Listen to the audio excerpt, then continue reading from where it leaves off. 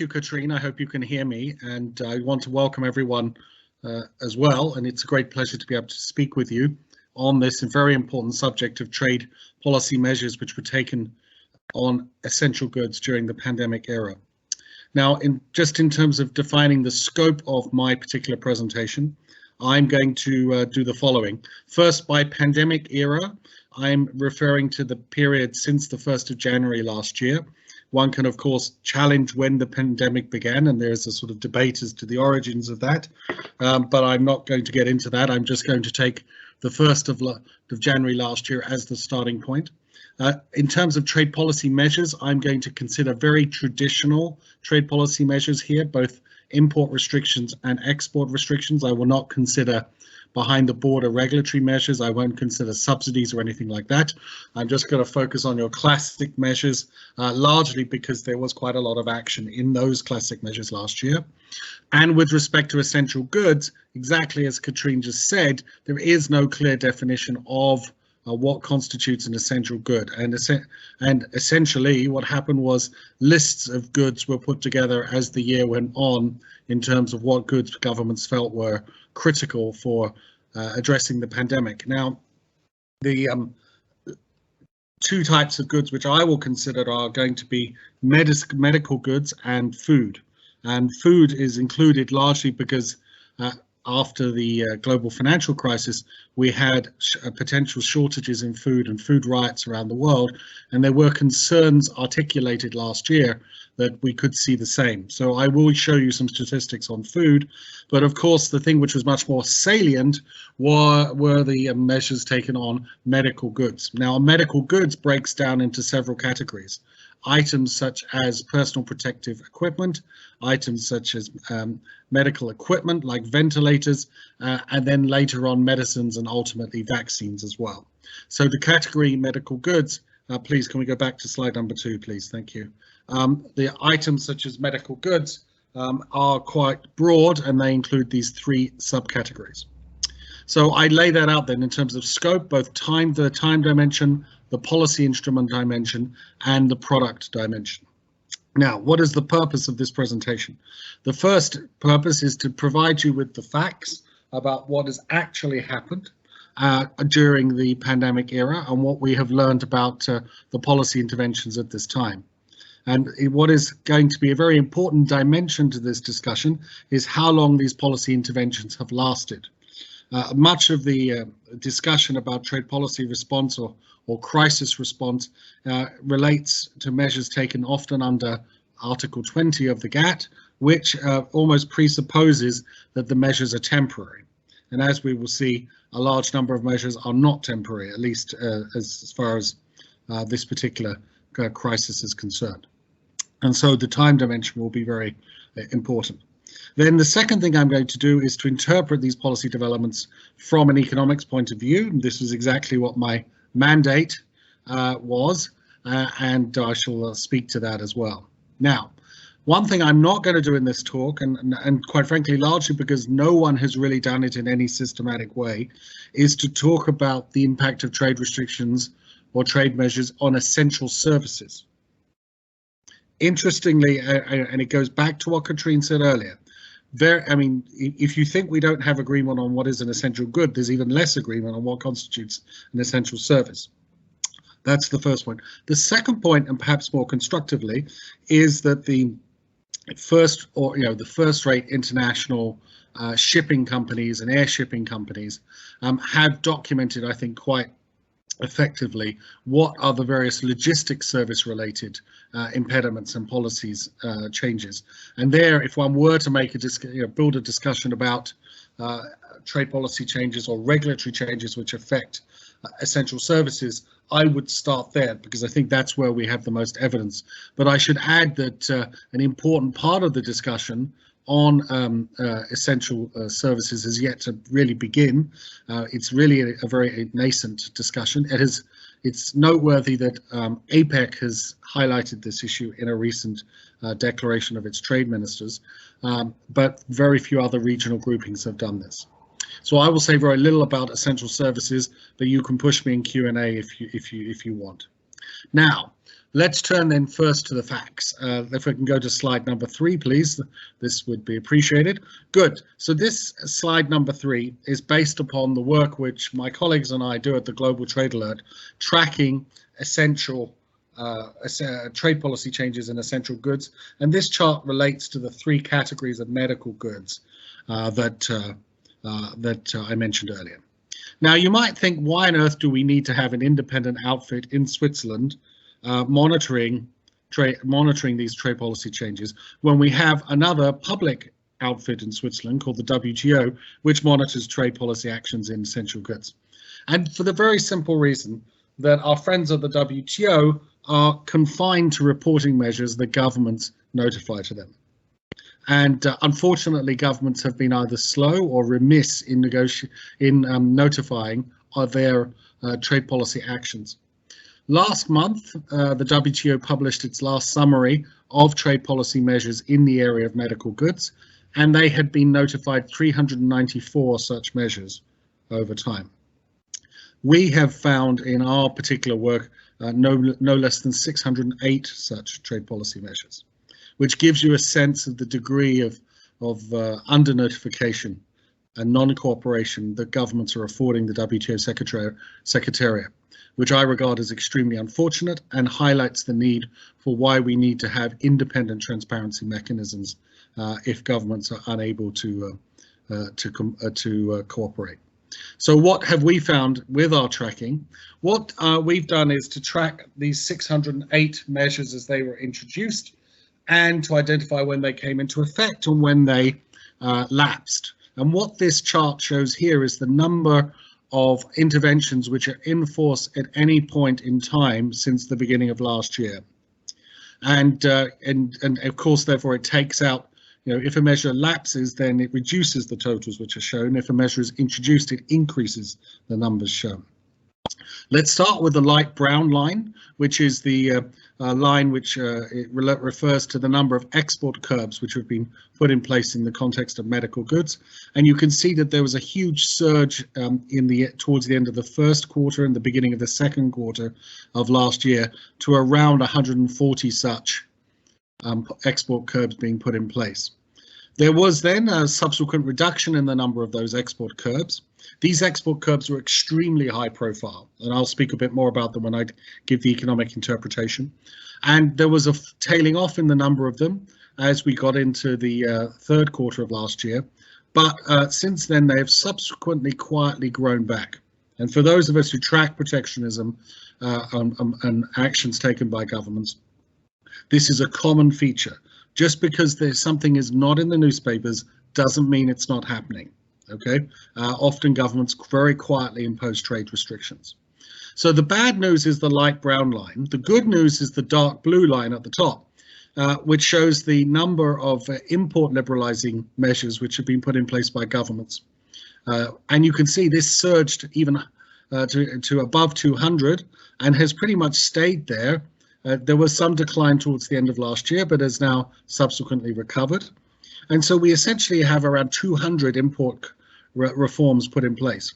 And this makes a lot of sense. Governments found that in a pandemic, when we're telling people to wash their hands frequently, that having taxes on imported soap makes no sense. And just so you know, at the time of the pandemic started, there were 140 countries which taxed the importation of soap. 71 of them taxed imports at rates of 15% or more in ad valorem terms. So 15% or more ad valorem tariffs, which is extraordinarily high. Governments got rid of those measures very quickly and very sensibly, and they should be applauded for doing so. Another piece of slightly bad news is the growing number of restrictive import curbs, which is shown by the light blue line. And you can see that these have steadily grown. And again, for those of us who track import protectionism over time, this quietly builds up over time, often not getting much attention in the newspapers, but that doesn't mean it's not there and it's not important and it's not affecting public health systems and alike. Import restrictions like this tend to reduce choice, raise prices, and reduce the value for money which we can get for public health budgets. So they are a retrograde in this sense. Okay, so this tells you what's happening on the case of medical goods. Maybe we can go to food, please, on slide number 4. On slide number 4, you can see the same charts plotted out for imports of food and agri-food products, or trade in food and agri-food products. The pattern is largely the same, but with 2 important exceptions. First, notice the number of interventions is much smaller than in the case of medical goods.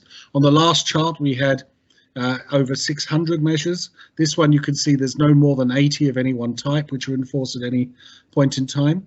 We certainly have the feature that import reforms outnumber export curbs, which is good. That's the dark blue line versus the light brown line. But the worrying thing which we have in this chart is the growing number of import curbs on food, which have steadily increased over time, and which are essentially a source of concern, as these force up the price of foodstuffs, which often hurts the urban poor in particular, but largely the poor and those with lower incomes. And so we have seen a trade policy response in food, but it's been far less pronounced than that we saw in medical goods, and it has attracted a lot less attention. Maybe we can go to slide number 5, please. Slide number 5 brings out the important time dimension. Many governments justify trade restrictions during crises on the grounds that the crisis is a temporary problem which requires a temporary policy response, and where the implication is that the government will withdraw the measures once they have been introduced. What this chart shows you is, for all of the different types of policy interventions on the previous 2 charts, how long have they been enforced? And what is disturbing is the number of policy interventions which have been enforced more than 1 year, the final column, and often between 90 and 365 days, which is the second from last column. Now, I guess in the case of import reforms, we don't mind permanent import reforms from the perspective of facilitating trade. So the fact that we have 119 of them in the medical sector and 31 of them in the food sector, which have lasted more than a year, is good news. So this is not a bad news only story. However, look at the number of export curbs which are in effect for a long period of time in both the medical sector and the export curb sector and the food sector. And so what you can see here is that essentially there's growing doubts that some of the so-called crisis intervention is only temporary policy intervention. And one of the things which I'm sure our legal colleagues could reflect on is whether or not the provisions in trade agreements, both the WTO agreements and regional trading agreements, should require some type of phasing out of these measures rather than allowing them to just go on and on and on. So there is a serious risk of what we call scarring, that is long-term damage to trade routes in medical goods and foods, unless these measures are unwound. And you would think that the run-up to the MC12 ministerial conference could be an opportunity to at least signal that these measures are time-bound rather than permanent. Let's now move on to the economics interpretation, slide 6, please. This will be my last substantive slide.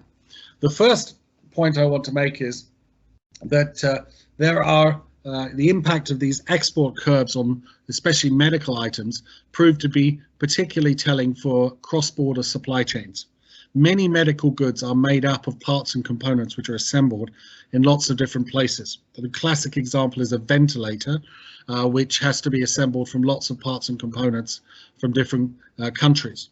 What we found is that once export curbs were put in place on ventilators and medical equipment, some governments started curbing the exportation of those parts and components. And so the assembly and production of ventilators in other countries was disrupted because of this. Now imagine, and the following situation did happen, Romania prevented the exportation of parts and components of ventilator parts to Switzerland. Romania doesn't produce final ventilators. So Romania held up the exportation of ventilator components. They can't produce ventilator components, so I don't know what they were doing with those ventilator components.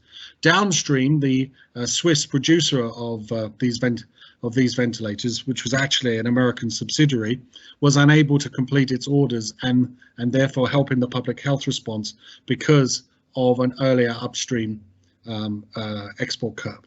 And these types of disruptions to supply chains were a very prominent feature in the end of the first quarter and the beginning of the second quarter of last year. They received a lot of attention, and it was one of the reasons why many governments backed down in terms of removing these export curbs, because they suddenly learnt what everyone who'd studied global value chains learns, which is that you need to keep the input trade going as well as the final good trade to enable these valuable products are produced. The second thing we saw during the crisis, which is interesting from a political economy point of view, is a lot of copycatting behavior. And here there's an interesting regional economics dimension to this, regional trading dimension. And again, I'll use an example in Europe. Europe introduced the European Union introduced an EU-wide ban, temporary ban on the exports of certain types of medical equipment. And the reason it did so is because Belgium said it would exercise its rights under the Treaty of the Functioning of the European Union to put in place export curbs in a time of a medical emergency. So one of the member states said that it would invoke its right to break the single market, to depart from the single market and impose export curbs. And the fear was that other countries would copycat this. And in fact, it was very clear that France and Germany were about to do exactly the same thing.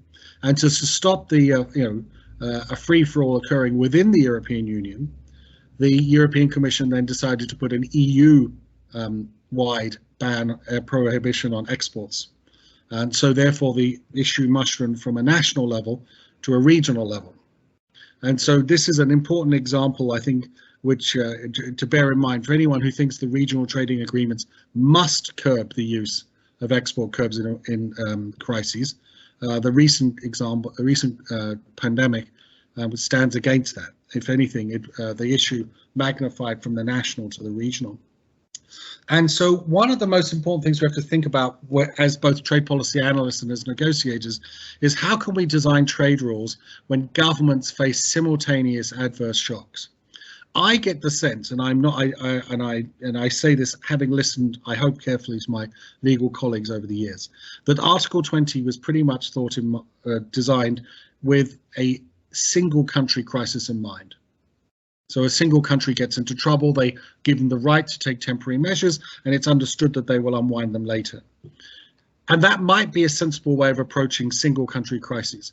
But now that we've had the pandemic and we've had the global financial crisis, which were simultaneous, either regional or global crises, then we have to ask ourselves, how do we design exceptions when every country is under pressure, or many countries are under pressure? And that's a very important design question, which I hope more people would think more about. The third point to make is that, of course, the context for these trade policy restrictions in the area of medical goods was, of course, a horrific public health emergency, and a really scary one.